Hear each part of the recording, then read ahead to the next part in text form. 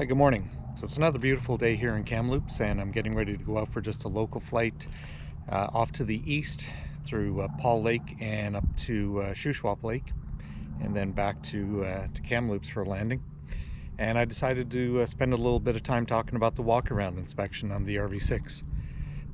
Compared to other airplanes, it's not unfamiliar. So we're going to do the walk-around inspection, and I'll show you the order that I do things in and talk a little bit more about the airplane itself and some of the features and the equipment that's on board. Stay tuned. So to start off, every pre-flight is no different than any other aircraft. Just a general look around to make sure that everything is the way it's supposed to be. Nothing looks out of place.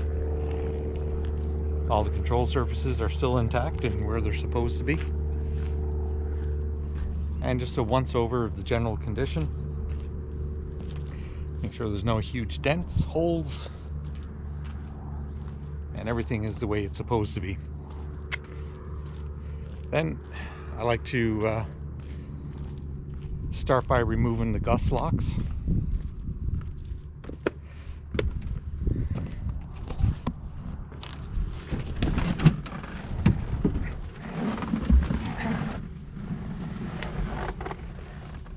So the Gus Locks I use are just a couple of straps with hooks on the end that hook into these braces, one on each side. Simple but effective.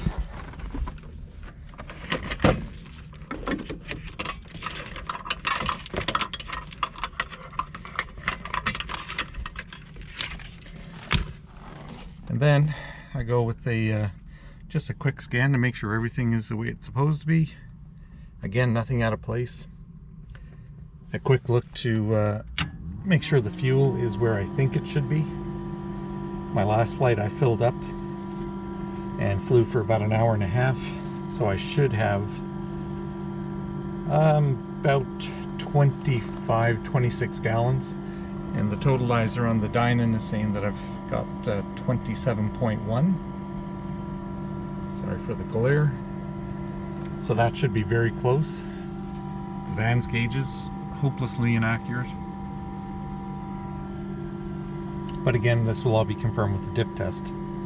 And usually the second thing is to clean the windshield.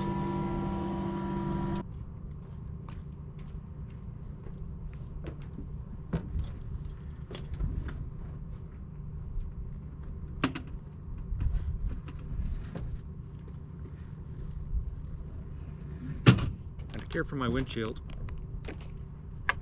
I use the Novus products for no other reason other than my last airplane was a Piper Cherokee, and when I bought it, it came with the Novus cleaner and glass polish, and I found it worked. So when I needed to replenish my supply for this airplane, I just went with what I know. There's tons of other products out there that work quite well. This one I know works, so I went with it.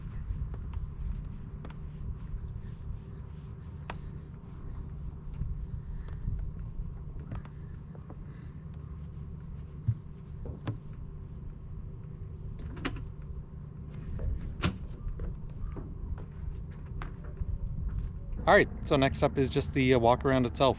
I always start on the pilot side and just make my way backwards. Check my VHF antenna, make sure it's secure. The elevator to make sure that it's moving the way it should, and it is.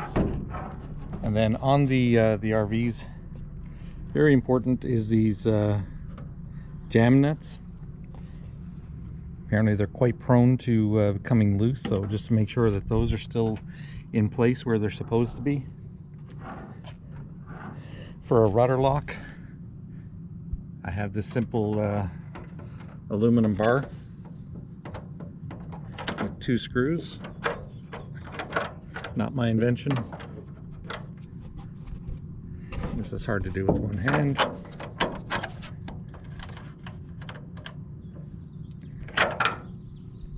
Just a simple lock to keep the rudder from moving. So next up is just to release the strap on the tail. I love these quick release cam locks. I'm sure lots of people have lots of opinions on them, but I like them. They're quick, they're easy, and they work. So in assessing the rudder hinges, not sure how well that's going to show up, but on the rudder you can see there's some thread lock. It's there more of a marker than anything to make sure that it hasn't released and hasn't backed off. But of course, with all these nuts, we're looking for 3 turns to be visible to make sure that it's not backing off and that we have free movement of the rudder. On this side, same thing, we're checking for the jam nuts to make sure they're where they're supposed to be, and again, free movement of the elevator. Back around, another shake of the antenna, the general condition of the plexiglass, make sure that it's all good, make sure that the flap connecting rod is intact.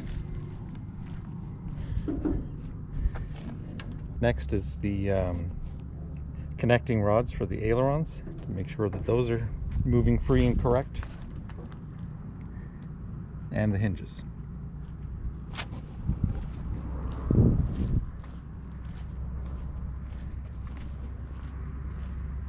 So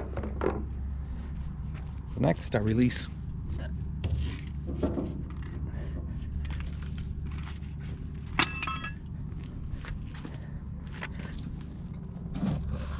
take the wheel chock off.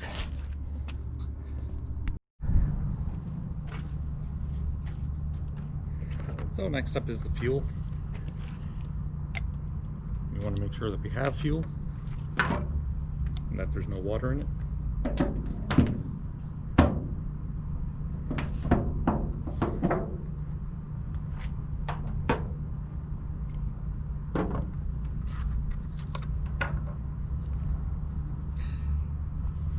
I bought this right after I bought the plane. It's a fuel stick.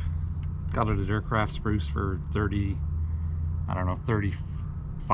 I think, and I love it. It shows the fuel level in gallons or in pounds.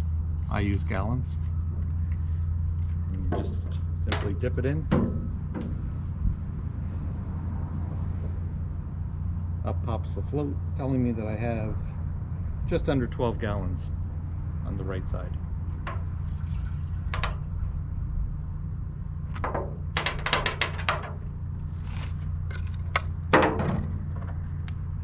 Next, drain from the right side.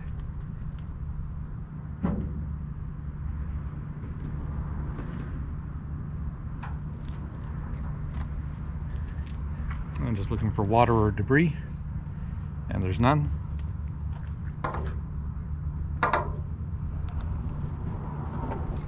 And then also checking the gas collator. The checklist and the best way to do it is to go around, turn on the master, turn on the fuel pump, and come around and drain from the gas collator, and you'll get quite a vigorous flow. I just like to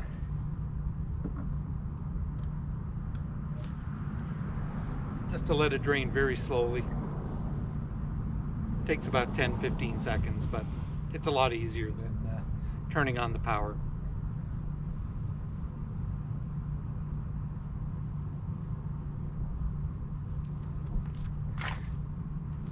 And again, there's enough of a sample to show that there's no water, no debris.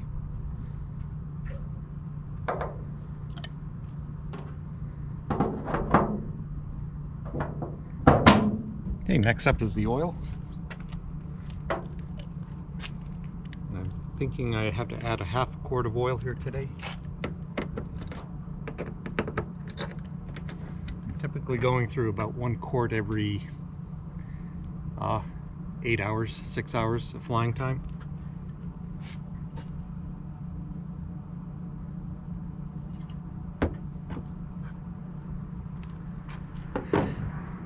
So again, I'm not sure how well this is going to show up on the camera, but the dipstick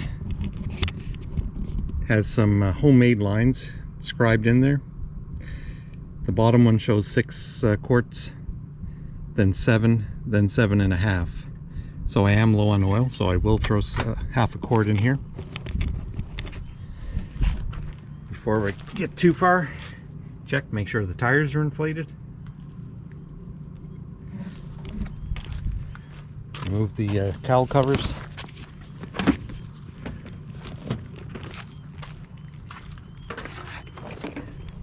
The general condition of the propeller.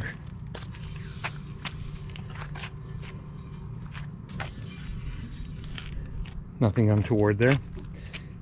So this airplane, I may have mentioned it before, has a Lycoming 0360, 180 horsepower with a Sensenich fixed pitch propeller. And now off to the right side for the fuel dip test.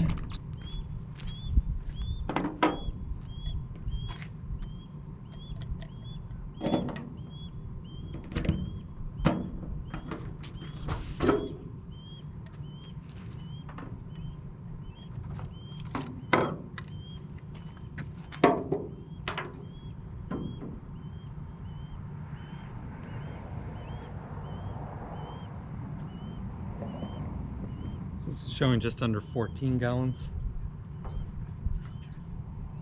which is roughly about 25 or so gallons total. The totalizer is showing 27, so I'll adjust that when I get in, when I start up.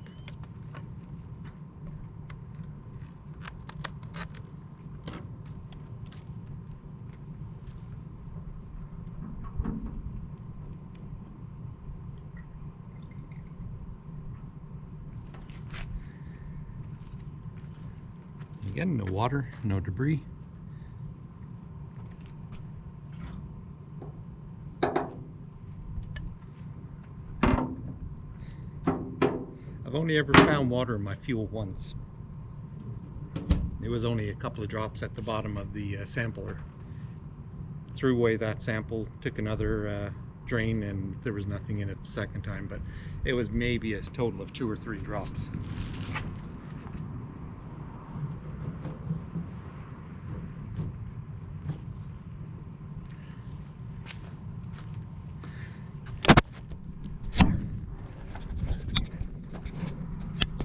So same thing on this side.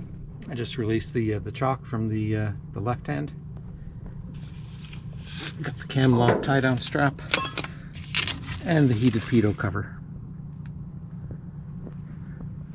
Again, quick look at the tire, make sure everything is good from this side. Everything underneath looks normal.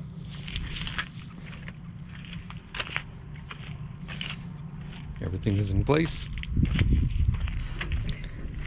And again, hinge check, rod check, and the connecting rod for the flap on this side. And that is pretty much it for a walk-around inspection on an RV6. When I finish my walk-around, I always like to do one more walk just to make sure I didn't forget anything. And look, I did. I knew it was there, but I always like to do a second walk around to make sure that everything is good. The fuel caps are back in place. I have started up once with the fuel cap still sitting on the wing after refueling. So you really don't want to be doing stuff like that. And this extra 10-15 second walk around ensures that the airplane is ready to fly and you're not going to have any kind of a mishap. So I'm going to top up the oil. And that's it for this walk around.